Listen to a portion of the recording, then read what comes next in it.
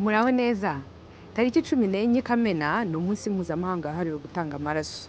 Uyu munsi twasuye ikigo cy'igihugu gishinzwe gukusanya no gutanga amaraso kugira ngo tumenye se amaraso abonwa atanga kahe kamaro, agira kahe kamaro ku barwayi, ese abonwa ate n'ibindi bitandukanye. Reka tubane. Yego, uratangira utwibwira hanyuma utubwiye ni gute noneho mubona amaraso. Murakoze cyane. Amazina yanjye nitwa Dr. Alexis Gasominari, muri RBC mu kigo cy'igihugu cyo gutanga amaraso. Nkaba nshinzwe Regional Center y'Amajyaruguru, uvuga intara yose y'Amajyaruguru, ibikorwa byose bikorerwa byo gutanga amaraso, ariko mu rwego rw'igihugu ngashingwa icyo bita imwe vigilance. Imwe vigilance akaba ari uburyo amaraso ava kuyatanga kugeza kuyahabwa. Ibikorwa biberamo aho gati, ibibazo bishobora kubonekamo, ibyiza birimo kugeza umurwayi atashe avuye mu bitaro bamuhaye amaraso. Igikorwa cyo gutanga amaraso n'uburyo tuyabonamo ni uburyo busa nkaho bugoranye ariko bushoboka. Abaduha amaraso ni abantu bazima basanzwe batanga amaraso, aho dushobora tubasanga abenshi tubasanga aho bari. Navuga mu gihugu cyose dufite site tujya gukoreramo, navuga dufite timu ishinzwe kujya gushaka amaraso, igomba kujya gusanga abatanga amaraso aho bari. Kugira rero tubabone habaho icyo bita sensibilisation cyangwa se ubukangurambaga. Ubukangurambaga niba tugiye gukorera hano ku isoko rya Nyarugenge cyangwa tugiye gukorera mu mujyi wa Kigali, aha tugiye gukorera dufata ibyumweru bibiri imbere tugatanga amatangazo, abantu ahabegereye tukamanika amatangazo, ayandi tugacisha mu rusengero bitewe n'aho turi bukorere, ku buryo tuba dufite abo bita abarepresenta ni abahagarariye abatanga amaraso. Tukabageraho tukabahamagara tukababwira ko tuzaza gufata amaraso ku itariki. None ubwo bakagenda babwira abantu, bakanashishikariza abantu binyuze mu ma invitation twandika, mu matangazo tumanika hirya no hino, ku buryo umuntu wese ubibonye amenya ko ari igikorwa cyo gutanga amaraso. So rero icyo gihe itariki igeze tuzana timu yacu, timu ihagije, tukazana ibikoresho byacu, tukajya gufatira abantu aho tubasanze. Ubwo n'uburyo bumwe dukoresha ibyo bita mobile collection. Icyo gihe twagiye, ariko tukagira n'icyo bita fixed site cyangwa site zitahinduka. Dufite 5 mu gihugu, dufite Kigali imbere ya Serena cyangwa se uruhande rwa CHK, tukagira mu majyepfo ni hamwe n'ibitaro bya CHUB, tukagira mu majyaruguru hamwe n'ibitaro bya Ruhengeri, tukagira Rwamagana hamwe n'ibitaro bya Rwamagana, ndetse tukagira ni Karongi hamwe n'ibitaro bya Kibuye. So aho ngaho rero ho abantu basanzwe babizi, cyangwa se twagize amahirwe tukagira ku itangazamakuru twabwira ngo twibutsa abantu badusanga aho ngaho kuri izo site. Abaturi mu mujyi wa Kigali bajya aho ngaho mvuze, n'abatuye mu mujyi wa Ruhengeri gutyo bakajya kuri izo site, bo bakaza baje gutanga amaraso. Navuga bagomba kuba babizi, utabizi agira amahirwe kubimenya binyuze kuri social media, binyuze kuko ahawe amakuru nawe akaza, yaba tutamusanze ahakorera wakaza kudusanga aho ngaho agatanga amaraso. Yego, umuntu yahita atekereza ati noneho gutanga amaraso bisaba iki? Umuntu utanga amaraso ni umuntu wese urengeje imyaka 18 akaba afite ibiro hejuru y'ibiro 50. Izo ni facteurs zidahinduka. Navuga ngo ufite imyaka 18 ibiro 50 ukaba uri muzima muri icyo gihe cyo gutanga amaraso. Navuga ntabwo ugomba gutanga amaraso hari indwara runaka ufite, ariko iyo myaka yujuje ukaba ufite n'ibyo biro nta kindi kibazo ufite, hari ibindi tukubaza ku ruhande. Hari questionnaire tukubaza irimo ibijyanye n'imibereho yawe, ubuzima bwawe bwa buri munsi, niba hari uburwayi usanzwe ufite bundi, hari indwara tutemera ko umuntu atanga amaraso azifite. Hari indwara zandurira mu maraso, hari sida, hari hepatite B na hepatite C, hari na syphilis zo twita mborogo. Icyo gihe iyo uzirwaye usanzwe ubizi nta gutanga amaraso. Usanzwe ufite indwara zidakira azo bita NCDs, non communicable disease, icyo gihe nabwo nta gutanga amaraso. Niba ushobora kuba ufite diabete uri ku miti, ushobora kuba ufite hypertension uri ku miti, hari n'indi miti ushobora kuba uri gufata, icyo gihe nta gutanga amaraso. Undi muntu udatanga amaraso ni umugore uri konsa cyangwa utwite. Icyo gihe urindira kubyara amezi 9 ukabona gutanga amaraso. Umugore cyangwa umukobwa uri mu mihango nawe ntago atanga amaraso kugeza arangije ibyumweru 2. So abandi bose bari hejuru y'imyaka 65 ntago bemerewe gutanga amaraso. Nuvuga no kuva ku myaka 18 kugeza kuri 15. n'abandi bose batari muri ibyo byiciro tuvuze.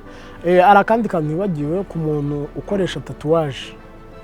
Iyo ukoresheje tatuwaje imwe bakoreramo imbere kuko baba bakoresheje inshinge cyangwa se ibyuma bikomeretsa, icyo gihe turindira ko byibuza uburangije amezi 6 uyikoresheje kugira utanga amaraso. Byumvikane neza ko warayikoresha hashize nk'umwaka, imyaka 2, icyo gihe it's okay, ushobora gutanga amaraso. Iyo bagukuye iryinyo urindira nabwo amezi 3. Nuvuga mbega yahuye n'ikintu gikomeretsa, wawe n'ikikoresho gikomeretsa, kuko tuvuga ngo hari igihe icyo kintu cyagize ute cyakwanduje, kandi indwara cyakwanduje dushobora kutayibona muri icyo gihe cya vuba, twatanga amaraso yawe agize ute yanduye. So turindira amezi 6 rero, ku buryo niba icyo kintu cyarakwanduje indwara dushobora kuba twayibona mu gihe cyo gutanga amaraso. Ni process ndende. Hanyuma se mubona igihe cyo gutanga amaraso gihagije, amaraso aboneka arahagije cyangwa haracyari icyuho? Kugeza ubu gutanga amaraso ntago twavuga ngo amaraso ahari arahagije, kuko na n'ubu dufite timu zagiye kuyashaka. Ntago amaraso ntagiye amaraso twavuga ngo arahagije ngo turekere aho, ahubwo amaraso ni igikorwa gihoraho. Ni igikorwa gihoraho kuko abarwayi mu bitaro ntajya uzasanga ibitaro bituzuye. Havamwe uyu murwaye, ejo hajya mwundi umubyara, ejo haje n'undi. Nuvuga ngo waha amaraso uyu munsi ntago ngo birarangiye, ako kanya kiva ku gitanda itajya undi urwaye. So nuvuga ngo rero amaraso buri gihe abakenewe. So twebwe rero icyo twiyemeje ni ukuyashakira bari abarwayi. Turijwe ry'umurwayi uri hariya kumushakira amaraso, ku buryo uri mu bitaro wese to making sure ko urwaye ukeneye amaraso ayabonye. Kugira yabone rero bisaba ko timu zacu zihoraho, zigahora mu biturage, zigahora mu migi, zigahora mu ambasade, zigahora mu macaci. Ubu ngubu dufite timu zitandukanye zigera kugera mu 8 twohereje mu gihugu cyose. Izo ngizo zagiye gushaka amaraso. Ayo maraso bazana uyu munsi kugira ngo rero urya amaraso akenewemo. Iki kiganiro tugikoze kikaba kimaze nk'isaha cyangwa kimaze iminota 30. Mu isaha imwe muri statistique dufite hano mu kigo cyacu cyo gutanga amaraso, mu isaha imwe dutanze amasashe 12 mu gihugu cyose. Nuvuga ngo mu masaha 28 ukubye usanga turi hagati ya 240 na 300 amasashe atangwa. Iyo tuvuze amasashe ushobora gusanga harimo insoro zitukura, harimo izo bita plaquette cyangwa udufashi n'umushongi. Abarwayi rero babikeneye urumva ko bari benshi, so bikeneye ko amaraso tuyabona mu buryo buhoraho. Niyo mpamvu rero kuyashaka dushiramo imbaraga, tukajya ahantu tukagusgeraho, tukaguhendahenda, tukakwigisha kugeza igihe byibuze utwemere ukaduhereza amaraso. Iyo duhaye amaraso rero, ayo maraso yawe afasha abantu 3 kuko turi yatandukanyamo, dukuramo insoro zitukura globule rouge, tugakuramo udufashi zo bita plaquette, tugakuramo na plasma. Ibyo ngibyo bihabwa umurwayi bitewe n'icyo akeneye. Nuvuga niba ukeneye plaquette, cyane cyane abarwayi ba kanseri bakenera plaquette cyangwa dufashi, icyo gihe ntabwo umuhereza insoro zitukura, umuhereza utwo dufashi. Nuvuga ngo amaraso y'umudoneri umwe cyangwa se watanze amaraso umwe tuyakuramo utwo tuntu twose twari 3, buri kamwe kose kakajya kugakeneye. So urumva rero iyo utanze amaraso ishashi imwe ushobora gusova abantu 3. So rero gukena amaraso ntajya amaraso zigera ahaza, nta n'igihe tuzavuga ngo wa amaraso arahagije tureke gucollecting amaraso buri munsi tujya gushaka amaraso. Ahubwo ngagira ngo utwumva cyangwa uzumva n'ikiganiro aho utaratanga amaraso azafata umwanzuro ajya gutanga amaraso, kuko amaraso akenewe n'abarwayi benshi kwa muganga, cyane cyane abagore babyara, abana cyane baba units, bari abana baba premature bavuka batujuje igihe. Urazi ko ubu nguru iterambere ry'ubuvuzi rugenda rigera, umwana ufite ikiro kimwe 900 800 abaho. So bari abana ko batari bamenya kwikorera amaraso, kenshi usanga bakenera amaraso imisokoro yabo itarakomera ngo umubiri wabo produce amaraso, ugasanga bakenera amaraso cyane. Rero bari abana bari muri akuveze barihe batungwa n'amaraso yawe watanze, y'umudoneri yatanze. So urumva rero ko abantu bakeneye amaraso ni benshi, ariko abayatanga haracyarimo resistance, abantu ntabwo barabyumva neza. Ari nayo mpamvu dushishikariza abantu kujya batanga amaraso. Ari nacyo tujyana ku mbogamizi muhura nazo by'umwihariko ku bayatanga. Imbogamizi duhura nayo cyane ni imyumvire, abantu batari babisobanukirwa, bakasanga umuntu araho ngaho ni umujene cyane umuntu ukuze, ariko ntabwo arumva na rimwe aho batanga amaraso. Ugasanga nta nubwo bimushishikaje, nta nubwo asanga bari gutanga amaraso kumva ko ari abantu bageneye kuyatanga. So ikibazo kirari nyamukuru ni ukuvuga ngo abantu babyumvise bakabigira ibyabo bakabyitabira byaba ari byiza. Indi mbogamizi ni abantu bagira ubwoba. umuntu kenshi usanga ubaje kuki udatanga amaraso ngo rura rushinge ngo mbona ruteye ubwoba. Urushinge ntago rwagakombye kuba imbogamizi urebye igikorwa cy'urubuze gukora. Urushinge n'ubundi ni akantu gato wumva ukumva bagifata umutsi nta gihongera kubyumva, kandi gutanga amaraso ntago bifata umwanya munini, usanga bifasha hagati y'iminota 10 na 12, ntago ushobora kurenza iminota 12 uri gutanga amaraso. So ku buryo imbogamizi yo kuvuga ngo nta mwanya mfite ntiyakagombye kubaho, kuko iyo utanze amaraso ukomeza ibyo wari urimo. Nk'ubu ngubu turi hano mushobora kugenda mwamaze gutanga amaraso tugakomeza ibyo twari turimo. Ntago umuntu utanga amaraso ntacyo bimubuza gukora, yakombye kubakora. Iyindi mbogamizi nta bantu bumva ko gutanga amaraso bagombye guhabwa amaraso bafite ikindi kintu bari bubone.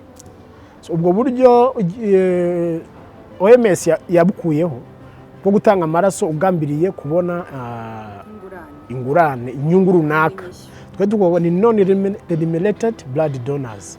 Abatanga amaraso nta gihembo bategereje. So usanga ari umuntu uvuga se nimba hereza amaraso ngewe muramiki. Abo bantu baracyari benshi ku buryo ashobora no kugenda akabwira n'abandi avuga ngo gutanga amaraso uri gutanga amaraso nta kintu baguhereje. Ariko umuntu usobanutse, umuntu ubyumva neza, yagombye kumva ko gutanga amaraso ntago ngewe ayahaye ari ngewe uri buyakenere. Hari n'igihe amaraso wasanga ari umwana wawe, wasanga ari umugore wawe, wasanga ari muramu wawe, wasanga n'umunyarwanda muri rusange ntuzayakenera, ni umurwayi uri hara mu bitaro. Ugize sinavuga nama ari gukagera ku bitaro ukareba abantu bari guhabwa amasashe y'amaraso, ukareba indembe zihari, ukareba amaksida ari kuba muri uyu mujyi wa Kigali, ukareba amasida ari kuba hirya no hino, ukabona abantu ukuntu ari kuva amaraso, nibwo wakumva ko gutanga amaraso ari ikintu cyakagombye kuba gihabwa value na buri wese, akagitanga nta kindi gihembo ategereje. Icyo ngicyo no kugeza ubu ngo adohereza amaraso nta kindi kintu na kimwe baba bategereje, n'aba volontaire. Aho dufite ubu ngubu turabashimira kuko batuma abarwayi kugeza ubu mu bitaro nta murwayi ubura amaraso, kubera abayatanga buri munsi. Ariko tutayabonye, tutayakoresheje, abarwayi benshi baducika. Kugeza ubu ngubu mu Rwanda statistique zerekana ko impfu z'abagore bapfaga babyara zaragabanyutse. Kubera iki? Kubera ko iterambere mu buvuzi ryateye imbere, ariko kuko batakazaga amaraso, n'amaraso ubu ngubu yarabonetse. Tugashimirira abatanga amaraso batuma bari ababyeyi batagipfira kuseta, batagipfira bamaze kubyara, kubera amaraso yawe atanze. So urumva rero ko ari ingenzi gutanga amaraso, nta mpamvu nimwe yakombye gutuma umuntu adatanga amaraso. Yego, nyuma y'ubwo bwoba bagira bayatanga se hari ubundi haba hari ingaruka bitera ku watanze amaraso cyangwa bizana nyuma yo kuyatanga? Navuga ko nta byera ngo de ushobora gutanga amaraso kuko bagukuramo ikintu runaka. Dukuramo amasese 450 mililitri 450, navuga ngo bitewe n'uko umeze weho. Ariko izo ngaruka nge igihe maze cyose mu kigo cy'igihugu cyo gutanga amaraso, urumva maze mu myaka irenga 5, ntago ndahura n'umuntu wagize ikibazo atanze amaraso. Ariko mu mpapuro dufite tuvuga ko ari umuntu ushobora gutanga amaraso akaba yagira vertige no kuvuga ngo ugize agasereri kwa kwikubita hasi, cyangwa se wumvishe mu mutwe urakuriye kubera ko bagukuyemo amaraso. Utwo ni ibintu biba bihari, cyangwa ugasanga urabyimbiwe aho bavomye amaraso, ugasanga arabyimbye aho batoboye kuko batoboye umubiri, ugasanga swatu batoboye nabi ngiye mu nyama hakabyimba, n'utwo ngutwo. Ariko ngiye ngereye hano numva imyaka 5 ishize ntabwo icyo ngiye ndahura nacyo. Bishatse kuvuga ko ni ibintu bishobora kubaho ariko biri rare. Niyo bibayeho usanga bidashobora kumara isaha imwe bitakimutse. So rero gutanga amaraso biri safe, nta cyuba yutanga amaraso, kuko dufite urugero rw'abantu bamaze gutanga inshuro zirenga 100, dufite abantu bamaze gutanga inshuro 50, ari umuntu umujene utarangiza imyaka 40, dufite abantu bamaze gutanga inshuro 10, dufite abantu bamaze ukumva ko ko dufite nk'abo bantu bashobora gutanga na témoignage ari benshi, kuko ni benshi mu gihugu cyose dufite benshi batanga amaraso. Ku buryo atanga buri mwaka atanga inshuro 4. Umuntu utanga amaraso ubundi yatanga mu buryo bwiza yagombye gutanga inshuro 4 buri mwaka. Bivuga ngo buri mezi 3 ugatanga, buri mezi 3 ugatanga, kuko bimaze gutanga amaraso mu masaha 36 ya maraso yose watanze aba yasubiye uko yarangana. Abibutsa ko amaraso ubundi apfa mu gihe cy'iminsi 120. Amaraso ufite mu mubiri wawe n'undi wese after 120 days azapfa, umubiri ukora ndi.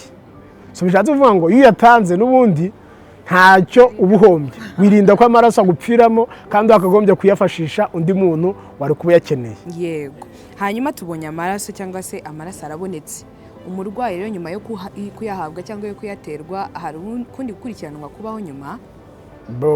urebye umurwayi uhabwa amaraso aba ari indembe kandi ajya guhabwa amaraso ni umuti ariko ni umuti uza ku rwego rwa nyuma. Ubundi buryo bwose bagakomeje gukoreshwa bukuvura bwananiranye nibwo badesida gufata amaraso bakayagutera. So nuvuga bajya kugutera amaraso nta kindi kintu cyagusimburiza ari amaraso. So ikintu cyagiye hari nuvuga ngo amaraso nubwo ashobora kugira ingaruka nkuko n'imiti yose ishobora kugira ingaruka barabigusobanurira. Niyo tugiye gutera amaraso uradusinyira cyangwa se udashoboye kuvuga umunest of kin wawe akagusinyira. Bishatse kuvuga ngo baragubwira ngo amaraso ugiye guhabwa niwo muti ushoboka wa nyuma kuko nta wundi muti dugushobora kugira ute kuguhereza. Nta cyasimbura amaraso kitari amaraso iyo turi buguhereza. Ariko aya maraso tugushobora kuguhereza ashobora gutera allergy nkuko undi muti ushobora gutera allergy. Ushobora guterwa amaraso ukabona byimbiwe. Ushobora guhabwa amaraso ukabona aguteye ikindi kibazo runaka.